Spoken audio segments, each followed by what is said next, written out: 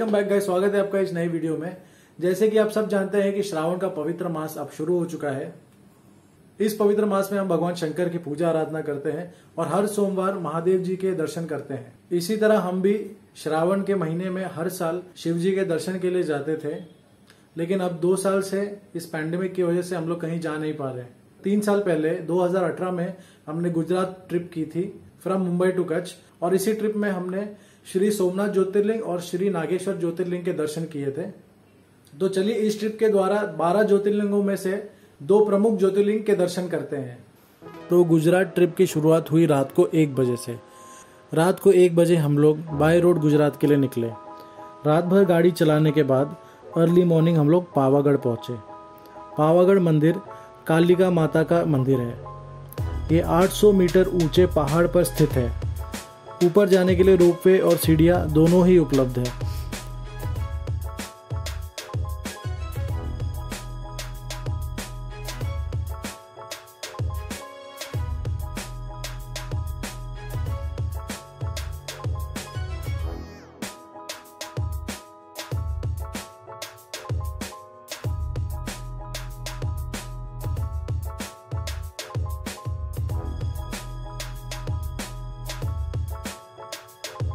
दर्शन करने के बाद हम लोग अहमदाबाद के लिए निकल गए।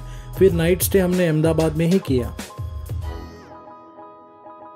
दूसरा दिन सबसे एक्साइटिंग होने वाला था क्योंकि हम जाने वाले थे सोमनाथ। सुबह जल्दी हम लोग अहमदाबाद से निकल गए सोमनाथ के लिए, क्योंकि 450 किलोमीटर डिस्टेंस पूरा करना था। सोमनाथ पहुंचते पहुंचते शाम हो गई। सोमनाथ मंदिर से आधे किलोमीटर की दूरी पर ही हमने होटल बुक किया। फ्रेश होने के बाद सोमनाथ जी के शाम के दर्शन के लिए चले गए। अकेले हमें शाम की आरती का भी लाभ मिला। उसके बाद मंदिर के प्रेमाइसेस में ही लाइट एंड साउंड शो भी देखा, जिसमें श्री सोमनाथ मंदिर की पूरी हिस्ट्री बताई गई।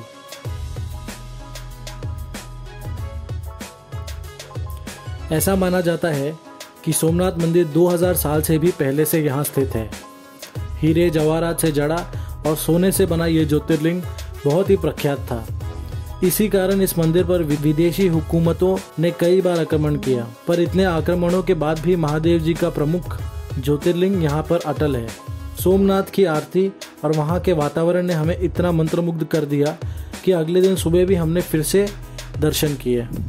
सोमनाथ जी के सुबह दर्शन करने के बाद हम द्वारका के लिए निकल गए।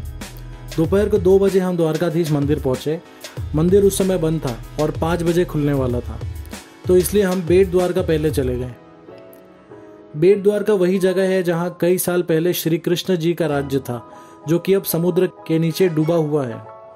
अभी कुछ साल पहले ही आर्कियोलॉजिकल सर्वे ऑफ इंडिया की अंडर वाटर आर्कियोलॉजी विंग ने यह खोज कर बताया कि समुद्र के अंदर अभी भी एक नगरी है।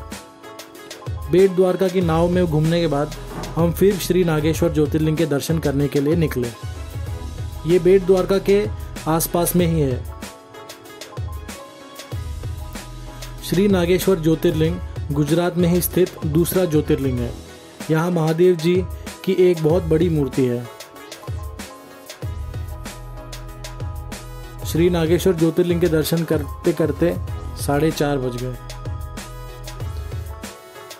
और द्वारकाधीश मंदिर खुलने ही वाला था, तो जल्दी हम लोग द्वारकाधीश मंदिर पहुंचे। शाम को द्वारकाधीश मंदिर के दर्शन करने के बाद हम लोग रन ऑफ कच्छ के लिए निकले। रास्ते में जामनगर में हमने नाइट स्टे किया। जामनगर से सुबह जल्दी निकले कच्छ के लिए। कच्छ का नज़ारा सनसेट के समय बहुत अच्छा लगता है, इसलिए हमने कोशिश की कि शाम से पहले वहां हम पहुंच जाएं।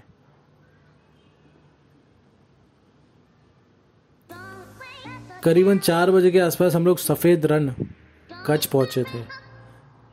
वहां पहुंचने के बाद पता चला कि रन ऑफ कच्छ फेस्टिवल अभी जस्ट खत्म हुआ था।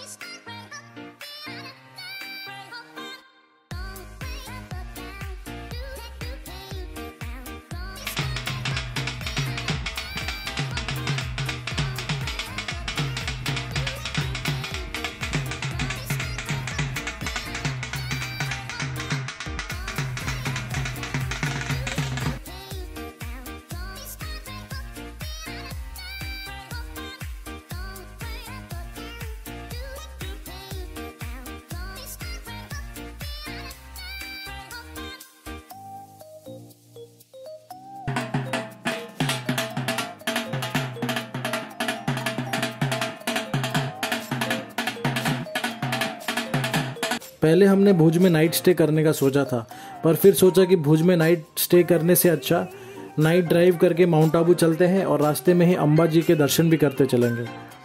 तो कच्छ में डिनर करने के बाद हम अंबा जी के लिए निकल गए। माउंट आबू में एक पूरा दिन रेस्ट किया, फिर अगले दिन वापस हम मुंबई के लिए निकल गए।